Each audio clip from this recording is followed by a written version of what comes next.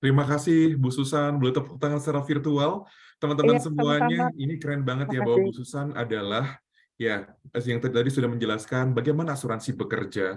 Dan thank you teman-teman, di saya juga sudah ada beberapa pertanyaan yang sudah dipilih oleh tim panitia dan perlu kami ingatkan kembali untuk teman-teman ini sangat antusias sekali untuk bertanya nih dengan ketiga narasumber kita, dan untuk teman-teman yang beruntung yang dipilih dengan 5 pertanyaan akan mendapatkan voucher GoPay senilai Rp300.000.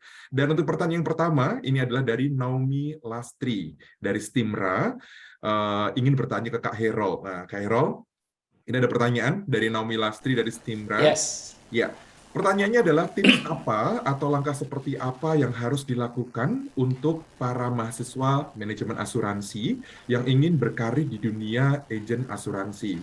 Nah, seperti kita ketahui bahwa saat ini menjadi agen asuransi sangat sulit dan saingannya cukup banyak nih. Salah satunya Kak Herol di saingannya ya. Mungkin bisa dijawab, Kak Herol, silakan. Thank you Kak Firman menjawab pertanyaan dari adek ya, dari Naomi ya tadi ya, saya panggilnya Naomi aja. Well, pada dasarnya sebenarnya begini, saya pasti menyarankan nomor satu, bereskan dulu, lulus dulu dari kuliahnya, jangan sampai mengganggu untuk studi. Kalau saya berprinsip kita bisa cari uang sembari studi, yes nggak apa-apa. Cek ombak dulu boleh. Tapi kalau misalnya mau tanya bagaimana sih cara daftar, sih gampang banget. Cuman pastikan Anda sudah lulus dulu supaya fokus studinya juga tidak terganggu. Sembari menunggu, kalau misalnya pingin tahu kayak gimana sih kerjaan agen, monggo silakan. Kamu mau kontak saya boleh, kamu mau kontak teman-temanmu yang kamu tahu punya profesi sebagai agen atau leader asuransi, monggo silakan. Karena sebenarnya caranya gampang. Cara gampang, cuman memang yang dibutuhkan adalah komitmen, keseriusan kamu untuk mau mendalami profesi kita sebagai seorang agen asuransi. Kurang lebih begitu, Kak Firman. Ya, jadi caranya cukup gampang ya. Kayak Gampang. yang penting selesaiin dulu kuliah, Selesai ya. dulu kuliahnya Cepetan dulu. lulus. Kalau Yes, teman-teman berminat ini untuk kerja di dunia asuransi, nah di sini ada boleh. pakar-pakarnya, bisa langsung dihubungi nanti di nomor berikut ini ya. Boleh, boleh, boleh. Ada di IG, ada di WhatsApp, silakan. Iya. Nah, thank you, Carol. Dan ini Ya, ada pertanyaan yang kedua, dan untuk pertanyaan kedua ditujukan untuk Ibu Cicilia Nina. Ya, kalau tadi seperti apa sih atau bagaimana sih caranya untuk menjadi agen asuransi? Nah, kalau ini adalah dari sisi konsumen, Ibu Nina. Ya, bagaimana sih seorang mahasiswa yang ingin mencoba? Oh, tadi dari pertanyaan ini dari Gladys dari Stimra. Pertanyaannya adalah bagaimana sih seorang mahasiswa yang ingin mencoba untuk beli asuransi dan investasi, Bu? Silakan dijawab. Oke, gampang banget Gladys. Sekarang tuh banyak banget asuransi yang bisa dibeli oleh mahasiswa. Mahasiswa kan belum berincome, tapi kan dapat duit dari papa mama kan, ya kan, uang jajan. Jangan salah loh, jangan-jangan malah uang jajan kalian itu bisa puluhan kali lipat dibanding dengan premi asuransi yang sangat terjangkau gitu ya. For your information ya, nanti tinggal cari aja Gladys. Ada asuransi yang bisa dibeli lewat digital, ada yang harus ketemu financial consultant kayak Co Herald itu gitu ya. Bahkan saya kasih bocoran nih, ada asuransi yang melindungi untuk rawat jalan, bahkan untuk perlindungan asuransi kesehatannya itu cuman preminya 100.000 per bulan loh Gladys. Gladys kan berarti kalau masih kuliah berarti kan umurnya belum nyampe 22, belum nyampe 23 kan. Aduh itu murah banget. Kebayang nggak sih sekali beli kopi yang ada internetnya aja, itu satu cangkir itu bisa 70 ribuan kan sekarang kalau pakai susunya skim milk dan macam-macam. Ini beli asuransi loh, ngelindungi buat masuk rumah sakit bisa cuman 100 ribuan. Jadi gampang banget Gladys, tinggal dicari aja. Boleh searching di website, boleh ke asuransi mana aja. Mereka punya berbagai ragam rupa. Jadi balik lagi, simple asal mau menyisihkan, bukan menyisakan. Itu Kak Firman. Thank you, Bu Nina. Nah, ini keren banget ya. Pokoknya semuanya jadi gampang ya. Mau beli asuransi cukup gampang, mau jadi agen asuransi cukup gampang. Dan ini buat Gladys nih. Kalau pengen, aduh saya baru dapat uang jajan nih dari orang tua. Jadi agen asuransi, komisi pertama langsung beliin asuransi. Nah, dengan itu udah pasti bisa tuh. Ya kan? Itu cukup gampang banget gitu kan ya. Kalau beli kopi tadi sampaikan sekali nongkrong di yang berwarna hijau ya. Yang gambarnya putih itu kan paling murah itu 60.000 terus sekali nongkrong sambil bawa laptop. Nah ini jadi agen asuransi aja. Ketika jadi agen asuransi dapat komisi pertama langsung beliin produk asuransi, otomatis langsung dapet tuh. Gitu ya Bu Rina kira-kira ya.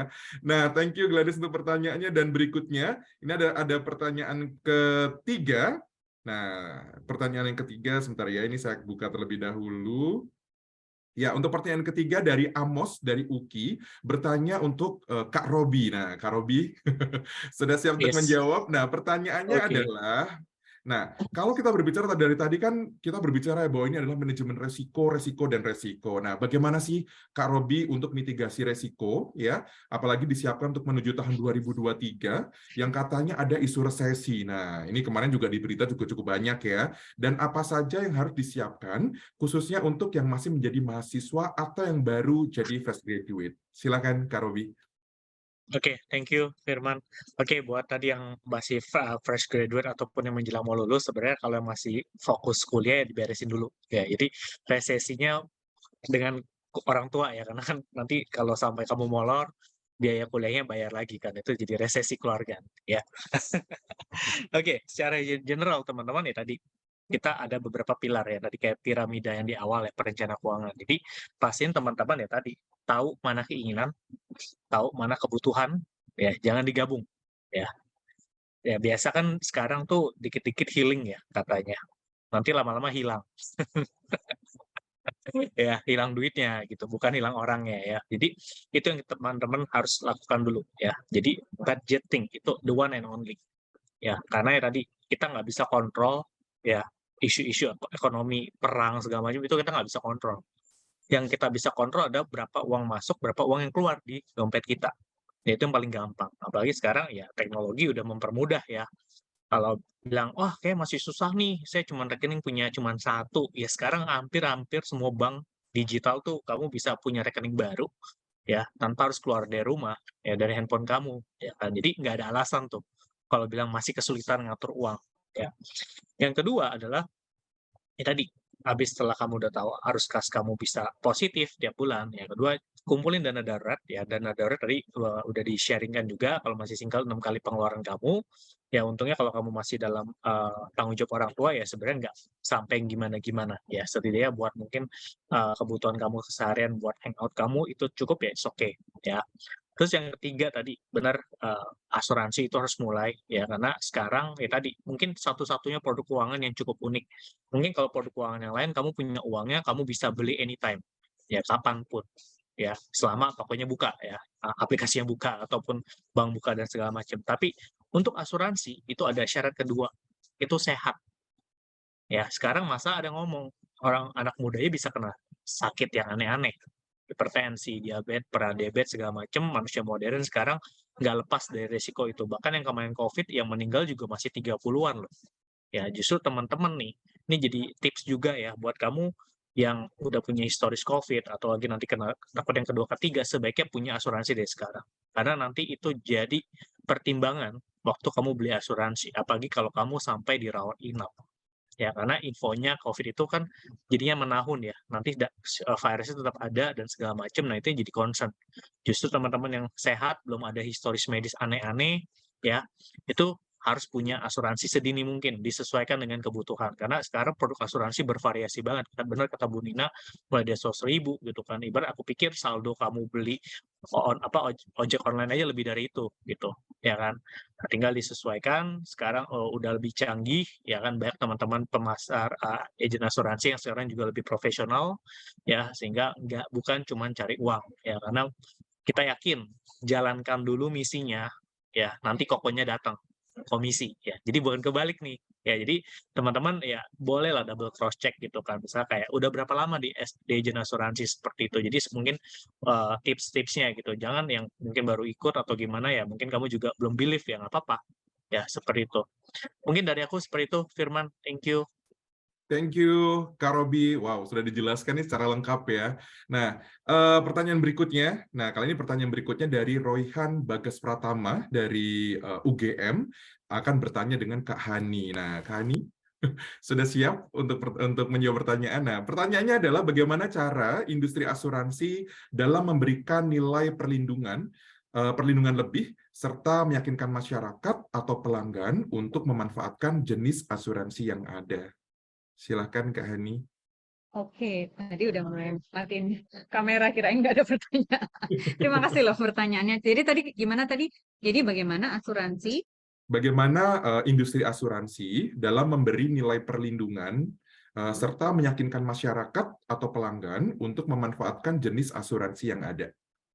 Oh, sebetulnya jenis-jenis asuransi kan macam-macam ya. Ada yang jenis asuransi tradisional yang tadi kita bahas, juga ada asuransi yang terkait investasi. Nah, jenis-jenisnya itu tergantung kebutuhan. Seperti tadi udah dibicarakan oleh Kak Hero ya sama Kak Susan, semuanya tadi kebanyakan asuransi kesehatan ya. Tetapi tidak hanya itu, sebetulnya asuransi jiwa juga ada. Terus kemudian asuransi mungkin ada pendidikan. Jadi berbagai macam tujuannya. Jadi nggak cuman kalau kita tadi mungkin berat membahas terkait kesehatan, tetapi ada juga produk-produk asuransi lainnya. Dan sekarang yang kemarin agak sedikit banyak di berita adalah sebetulnya FID atau investment link ya. Itu juga ada. Dan itu memang tidak untuk semua orang, tetapi untuk orang-orang tertentu yang memang paham, mempunyai literasi yang memang udah lebih jago ya, yang mereka juga udah mulai masuk ke pasar modal dan lain-lain. Sebetulnya investment link itu sangat bagus juga. Banyak juga, apalagi sekarang itu kan kemarin dari bulan September, Oktober itu kan IHSG naik. Jadi sebetulnya investment link itu juga bagus. Tetapi itu kan banyak penuh dengan resiko. Jadi sebetulnya produk asuransi itu banyak macamnya. Dari yang zaman macam yang paling simple sampai yang very sophisticated. Nah, bagaimana caranya supaya ngerti dan masyarakat ngerti ya, balik lagi ini ke literasi ya. Cuman memang literasi yang ada saat ini kita memang fokuskan untuk yang produk-produk sederhana seperti tadi produk kesehatan, produk jiwa, terus asuransi digital. Kenapa begitu? Karena itu memang masyarakat kita banyak membutuhkan itu dan kemudian banyak masyarakat yang lebih apa ya? Kalau dibilang untuk masyarakat yang lebih sophisticated yang tadi bilang tadi investment link tadi, mereka biasanya lebih cari duluan, cari sendiri gitu, cari sendiri. Jadi memang literasi kita memang kita fokuskan ke arah yang produk-produk yang lebih sederhana. Karena memang itu pengenalan dulu. Nanti once udah mulai punya produk asuransi dan mulai ada benefitnya, boleh tuh kita mulai extend ke yang lain. Misalnya tadi dengan investasi karena mau juga balik lagi dengan adanya investasi yang memang jadi bisa mengcover premi dan lain-lain seperti itu sih. Tapi memang dari salah satunya dari literasi. Kedua juga sosialisasi yang dilakukan perusahaan asuransi juga secara mandiri. Sekarang tuh banyak tuh digital ada IG dan TikTok. Apa sih bahasan asuransi? Terus kemudian ada influencer-influencer yang saya lihat juga banyak juga membahas yang bagus-bagus karena mereka berdasarkan pengalaman pribadi. Jadi itu salah satu gimana kita reach out dan kita menjangkau teman-teman semua atau masyarakat yang pada lebih jauh lagi. Terkait informasi sebetulnya kalau memang mau mandiri pun bisa datang juga ke langsung perusahaan asuransi atau datang ke AJI juga bisa nanya ya. Apa itu asuransi atau memang mau tertarik apa. Tinggal sebetulnya sekarang pun nggak harus reach out kayak zaman saya tahun 2090-an itu ya. Sekarang bisa langsung dengan internet juga bisa. Di situ ada biasanya ada chatbot ya kan, ada chatting, semuanya juga bisa dijawab dengan baik karena kami juga berkomitmen untuk menjawab pertanyaan masyarakat. Demikian sih, semoga menjawab ya. Terima kasih Kak Hani. Wow, ini penjelasannya keren banget sih. Jadi, kalau pengen tahu nih bagaimana sih manfaat asuransi bekerja, yang pastinya harus memiliki experience di dalam bidang asuransi. Experience dalam artian, ayo jadi agen asuransi dan miliki produknya ya. Jadi untuk teman-teman semuanya, udah bisa langsung nih cerita ke teman-teman semuanya dan rajin-rajin ikut untuk acara literasi seperti ini. Maka teman-teman akan semakin nih jago untuk tahu bagaimana cara asuransi bekerja. Dan thank you Kak Hani untuk penjelasannya dan teman-teman semuanya yang masih setia bersama kita. Ada 100 berapa nih? Ada 192 orang nih yang masih setia bersama kita. Dan ini ada satu lagi pertanyaan ya. Pertanyaan kali ini adalah untuk Bu Susan. Nah, ini yang paling keren nih kita support Bu Susan ya. Pertanyaannya adalah untuk karyawan yang sudah ada perlindungan asuransi kesehatan dan jiwa, apa masih perlu dilengkapi dengan asuransi kesehatan dan jiwa secara pribadi, Bu? Silakan Bu Susan. Ya, saya berbicara bukan karena saya juga sebagai agen asuransi ya, tapi kita melihat logikanya di lapangan bahwa begini, kalau kita karyawan, pasti ada batasnya kita akan bekerja, pensiun dan lain sebagainya. Itu satu, berarti ada batas waktu, ada juga misalnya karir kita bagaimana di situ, ya kan bisa pindah kerja, bisa dimutasi dan lain sebagainya atau pindah perusahaan. Nah, kalau kita mengandalkan hanya asuransi kantor, itu sangat riskan. Kenapa? Karena pada waktu kita pertama adalah pada waktu kita bekerja, itu bisa saja di tengah-tengah bekerja kita sakit. Sehingga, kita, atau pindah gitu ya, sehingga, fasilitas itu otomatis akan hilang, biasanya seperti itu. Manfaatnya akan hilang karena kita pindah kerja atau kita sakit, kita pakai, biasanya setahun, 2 tahun nih nggak masuk-masuk kerja. Biasanya ada kebijaksanaan dari perusahaan, bukan bijaksana lagi, tapi akhirnya kita mengundurkan diri. Sehingga kita mau pakai asuransi apa lagi, karena asuransi kantor sudah berhenti gitu kan. Kemudian juga pensiun. Nah, kalau udah pensiun, kita mau daftar asuransi, kita sudah mulai usia. Kemudian kedua, kita juga, istilahnya kesehatannya gimana? Anak-anak muda aja yang saya dengar 20-an itu udah ada yang stroke dari teman-teman di lapangan. Nah, bagaimana dengan usia yang udah 40 atau 50-an ke atas, udah mau pensiun gitu. Nah, itu nggak bisa lagi beli asuransi. Jadi harus ada pendamping. Kemudian yang ketiga adalah kalau misalnya dari segi asuransi jiwa dan juga asuransi kesehatan, biasanya kantor itu bisanya meng-cover dengan batasan. Karena saya juga memegang asuransi corporate ya, untuk asuransi, karyawan seperti itu, kumpulan. Nah itu cuman 1 hari 1 juta seperti Harold bilang, santunan gitu loh. Operasi operasi kecil, besar gitu kan ya, kompleks, itu sehingga cuman berapa juta, 10 juta batasnya. Kalau lebih dari itu nombok.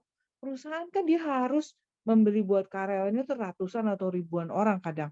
Nah itu atau puluhan orang, sehingga dia harus menghitung anggarannya kan di perusahaan. Sehingga pasti bukan asuransi yang, esbil ataupun besar manfaat plafonnya, sehingga itu nilainya kecil, terbatas. Kedua, asuransi jiwa juga biasanya ada dari BPJS Ketenagakerjaan atau apa gitu ya. Nah, itu biasanya jumlahnya sangat kecil loh teman-teman. Presentasi dari gaji kita di berapa persen gitu. Kemudian juga yang harus kita ingat adalah inflasi.